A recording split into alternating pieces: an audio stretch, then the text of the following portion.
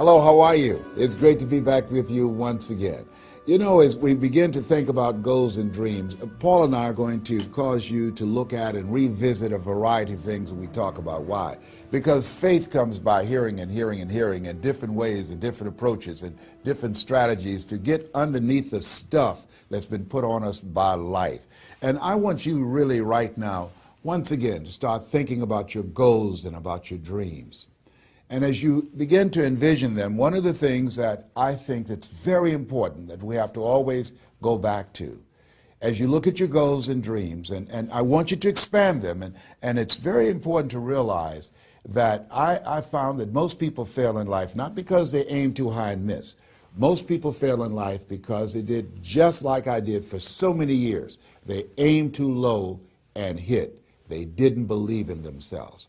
So I want you right now, as we begin to think about the lessons and all the things that you've experienced and all of the comments and stories and strategies and lessons that you've had, I think it's time to revisit and look at your goals and dreams, and let's raise the bar. I remember as a kid, we would be in the backyard and we would play jump, and somebody would get on one side of the stick, my sister and then my brother, we would run and we'd jump over it. And then they say, raise it up a little bit higher. We have to back up and we would run and we'd jump over it again. And then we say, raise it up a little higher. And the higher it got, we had to begin to change our approach and how we were going to get over the bar.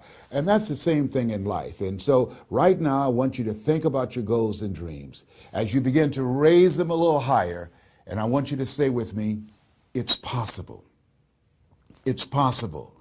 You know, the easiest thing that I do is speak and train people how to speak. Go into prisons and juvenile detention centers and to high schools and colleges. Speak before thousands of people. I can do that in my sleep. Let me share with you the most difficult thing I've ever done in my life. And it took me years to do. And that was to believe that it was possible. To believe that I can do it. Given my circumstances, born in an abandoned building on a floor, being adopted, being labeled educable mentally retarded, failing twice in school, no college training, never worked for a major corporation. To believe that I had something of value to say, that somebody would want to listen to me, to believe that somebody would pay me to talk to them. Have you ever thought about something you wanted to do and you talk yourself out of it? I remember going to see Zig Ziglar, who I consider the #1 motivational speaker on the planet, and Dr. Norman Vincent Peale when he was alive, and Robert Schuller. I used to see them, and I would be so pumped up and inspired after hearing Jim Rohn, who recently passed, one of the great motivational speakers of all time, and Charlie Tremendous Jones. And I would go to my car pumped up, saying, yes, yes, yes, I can. And then after a while, my mental conditioning would kick in. And I would say, Les Brown, you can't do that. You don't have a college education. Les Brown, you can't do that. You don't even know who your parents are. Les Brown, you can't do that. You failed twice in school. Come on.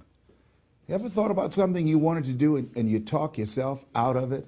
There's a proverb that says, if there's no enemy within, the enemy outside can do us no harm. That's why it's important that you make it a point every day to listen to Paul, to listen to me, to review these lessons, to get them deep, not only in the conscious mind, but the subconscious mind, and get them in your spirit. Well, how often should I do it? Do it until you are producing the results. That's how often you should do it. And you never stop, because once you stop, that's when those negative thoughts will come back. Once you stop, that's when you will begin to doubt yourself. Once you stop, I'm telling you what I know. Yes. Every day, it's a selling job on you. It's possible. I can do this. I can make this happen. No matter how bad it is or how bad it gets, I'm going to make it. It's possible. Yes, your dream is possible. Say that to yourself every day. Feed your mind with words that you write and words that you hear and words that you speak to yourself. Feed your faith, and your doubts will starve to death. Say to yourself, it's possible. It's possible. It's possible. Even when you have no evidence to point to, say to yourself, It's possible. There's nothing as powerful as a made-up mind. It's a struggle sometimes to do that, especially when you have people around you telling you that it's not possible, that you can't do it. And they're constantly pointing out your failures of the past, constantly reminding you of all of the things that you don't have going for you. I'm reminded of the story of two little boys that were playing on some ice during the winter. And as they got further out on this ice, one fell through the thin ice. And so the little fellow that was still on top of the ice, he was trying to save his little buddy. And he couldn't reach him. He was trying to pull him. He could see him through the thin ice as he got further away from him, struggling. And he couldn't reach him, and he's trying to break the ice, and he couldn't do it. And he looked around, and he saw a tree in the distance, and he ran, and he got up on the tree, and he pulled and broke down an enormous-sized branch and came back and savagely began to beat that ice and broke it, and miraculously, he saved his friend. And when the paramedics came, and they were able to revive this little boy, they were scratching their heads. They're trying to figure this out. Said, how could this little pruny fellow go up in a tree and break off a branch this size and then come back and beat and break the ice and save his friend? They thought it was just miraculous. It was baffling. And an old guy who was there said, I can tell you how he did it. And they said, how? How did he do it? And he said, there was no one here to tell him that he couldn't do it. Whoa. What could you do? What could I do? What could all of us do if we did not have the naysayers in our lives? That we believe naively like that little boy that it was possible. What would you do if failure was not on the table? Do you realize that 87% of people allow the fear of failure to outweigh their desire to succeed because they've been convinced by the evidence, by being practical, by being logical, by being realistic. I did that. Leslie, yes. You're going to speak for corporations, yes. Leslie, do they have a college education? Yes. Do you? Wesley, you know that I don't have a college education. Leslie, are these people experienced? Yes. Are there people with PhDs and MBAs that they could choose rather than choose you? Yes. So you don't have a college education. You have no experience. You're talking about becoming a speaker, and they're going to reach over people with PhDs and MBAs and years of experience and choose you. Are you being realistic? Come on, Leslie. Come on, Leslie. You can't do this. My brother, he's a wonderful person. And he constantly reminded me that I couldn't do what I'm doing now. But that really wasn't the bad part. The real bad part was I convinced myself that I couldn't do it. Not only because of those things that he pointed out, being practical and realistic, but also that within myself, I didn't believe what Mike Williams, my mentor, said was possible for me. Have you ever had somebody who believed and saw something for you that you didn't see for yourself? And here's how I escaped that. I discovered that sometimes you have to believe in somebody's belief in you until your belief kicks in. So here's what I am believing for you. The goals that you right now have, the things that you have envisioned for yourself, this is a reflection, what you've done thus far and what you are engaged in doing is what's possible for you right now. But there's even more. You don't even know what's in the future. Eye has not seen, ear has not heard.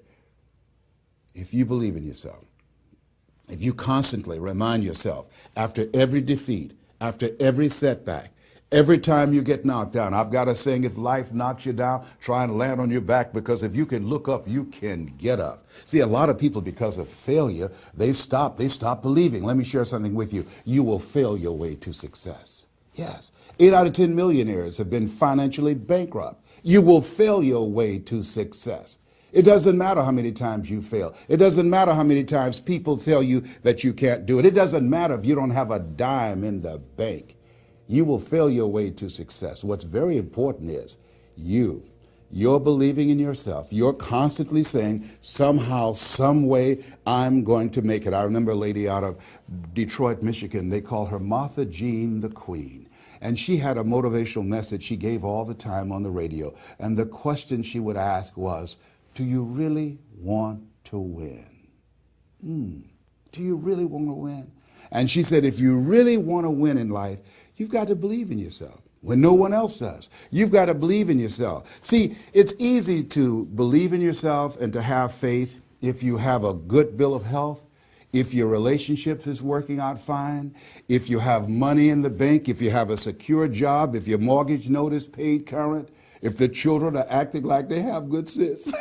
It's easy. If you go to a doctor, they say, oh, you're doing real good, I'll see you next year. It's easy to have faith then. Let me tell you when it's really tough to have faith. When you lose your job, when you lose your retirement, when you go to the doctor and they look at you and say, you have cancer. Cancer is the most feared word in 7 different languages. That's when it's tough to have faith then. And that's when you need to call on your faith then. They said faith is the oil that takes the friction out of living. That's when you need to believe in yourself then and judge not according to appearances and say to yourself, it's possible. It's possible. I can make it. It's possible. I'm going to get through this. It's possible. I'm not going to allow this to get the best of me. Yeah. I don't know what you're up against. I don't know what you're facing, but here's what I do know. You've got something special. You've got greatness in you. And I know it's possible that you can live your dream.